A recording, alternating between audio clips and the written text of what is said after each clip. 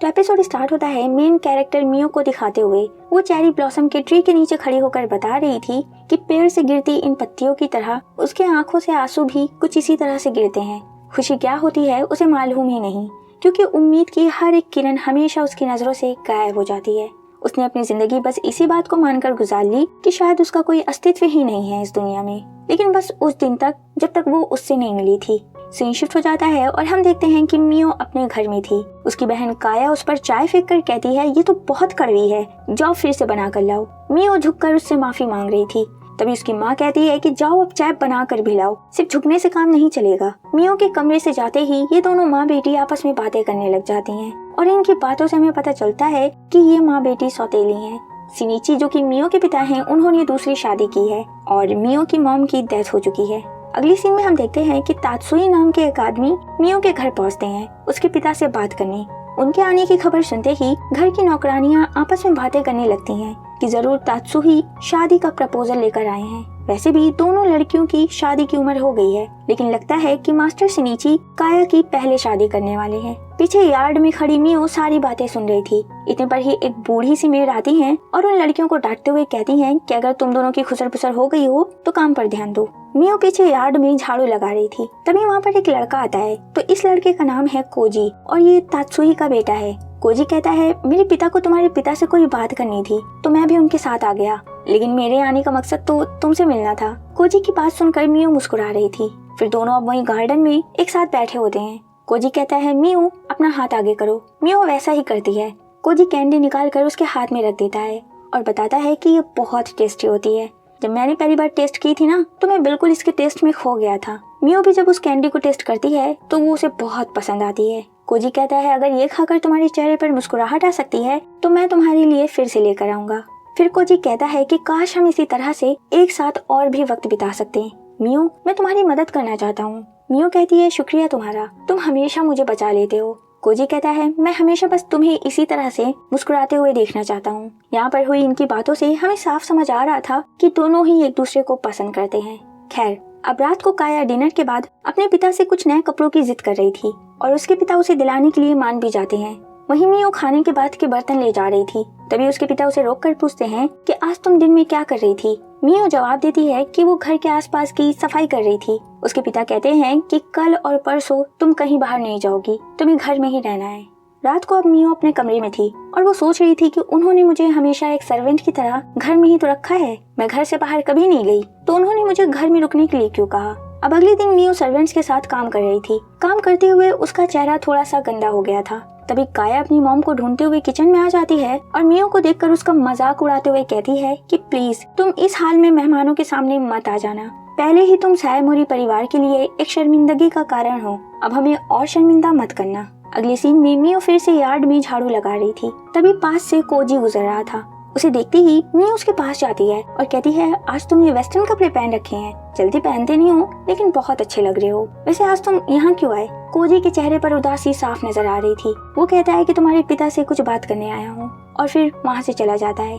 Cozi के जाते ही एक सर्वेंट आकर मियो से कहती है कि उसके पिता ने उसे बुलाया है। मियो फौरन से भागती है। रास्ते में एक मिरर था जहाँ पर रुककर वो खुद को थोड़ा सा सवार भी लेती है। उसे लग रहा था कि शायद कोजी उसके लिए मैरिज प्रपोजल लेकर आया है, लेकिन उसे मन ही मन ये पता था कि इतना अच्छा कुछ उसके साथ तो नहीं हो सकता।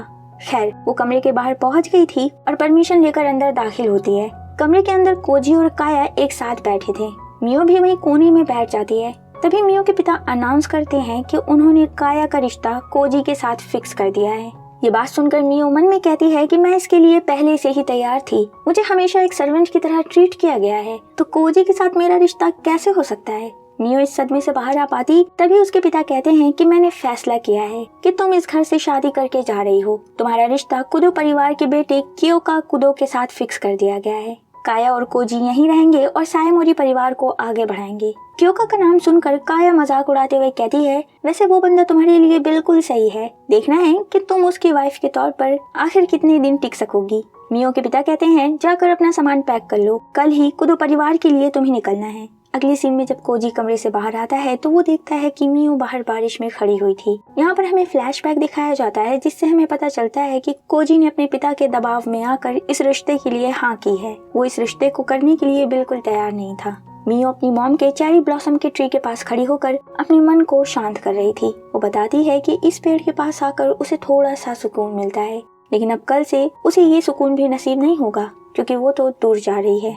तभी पीछे से कोजी आकर कहता है, मुझे माफ करना, मैं अपनी कायरता पर शर्मिंदा हूँ, मैं तुम्हारे लिए कुछ नहीं कर सका।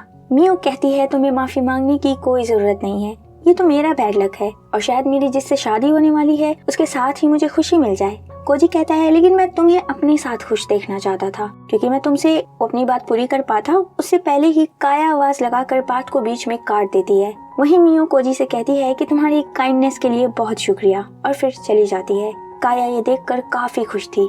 अब रात को जब मियो अपना सामान पैक कर रही थी तब हम व्यूअर्स देखते हैं कि उसके पास सिर्फ 2 ड्रेस थी और एक टूटी कॉम। तभी एक सर्वेंट आती हैं और वो किमोनो देकर बताती हैं कि इसे आपके पिता ने भेजा है। मियो को हैरानी होती है कि उसके पिता ने। जाने से पहले वो सर्वेंट थोड़ी सी चिंता जाहिर करते हुए मियो को बताती हैं कि क्योका के बारे में एक अफवाह है कि वो काफी निर्दयी इंसान है।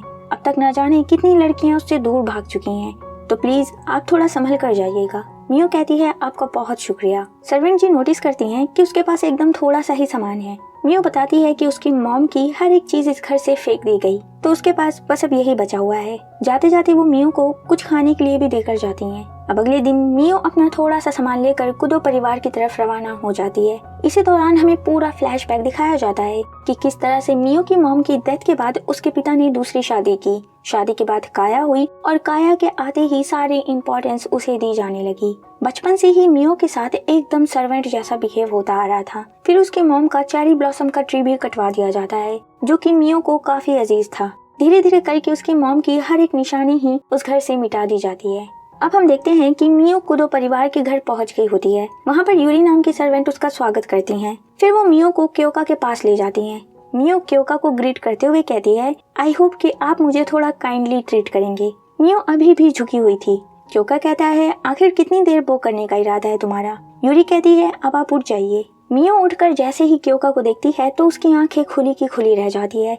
उसे देखकर मियो को ऐसा लगता है कि जैसे उसकी थम सी गई जिंदगी ने वापस से रफ्तार पकड़ ली हो। वो उसकी खूबसूरती को अप्रिशिएट करती है और इसी के साथ ये एपिसोड यहीं पर खत्म हो जाता है।